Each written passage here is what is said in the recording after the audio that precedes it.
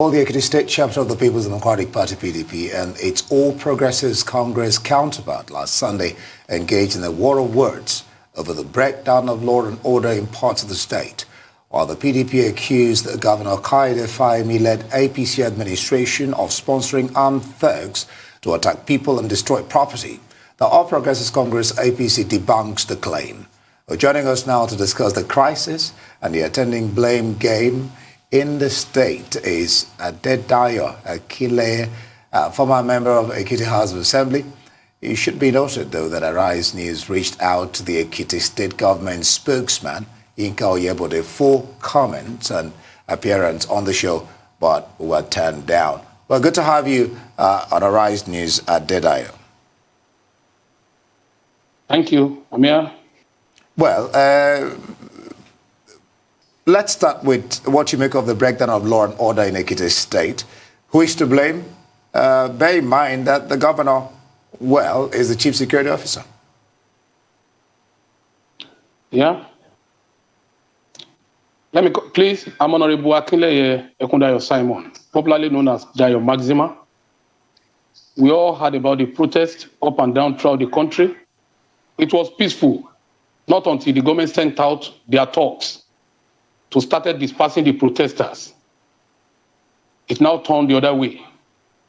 So the governor, as the chief security officer of this state, should be blamed. Well, when you say the governor sent out thugs, what evidence? I mean, they say talk is cheap, talk is easy. What evidence do you have? Because that's a weighty allegation when you say the governor of a state, who is the chief security officer, sent out thugs to destroy his own state and his own people. What evidence do you have to prove that? Thank you, my brother. I've sent out the footage to your station.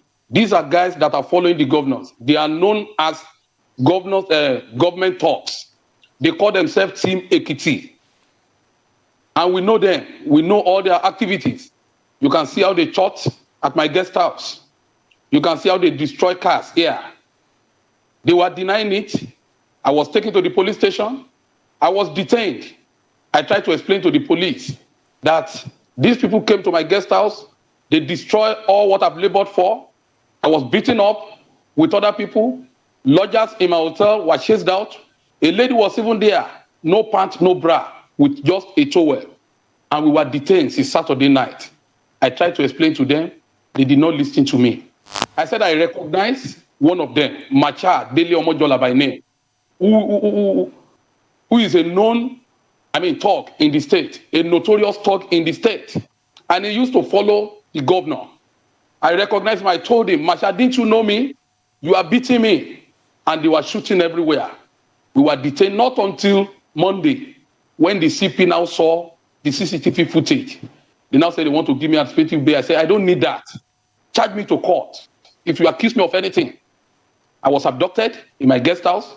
I was taken to the government house gate in front of the civic center. They were beating me mercilessly there. I was even telling them, I'm a brother to Biodun Omolenye, the chief of staff. They said, Biodun is the known. Don't tell us that.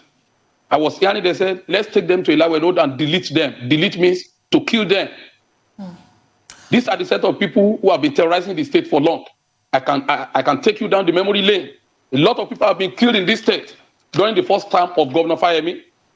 I can continue to mention on and on. Okay, before you go on and on, again, we have to tell our viewers that we reached out to the Ekiti State government for their own side of the story.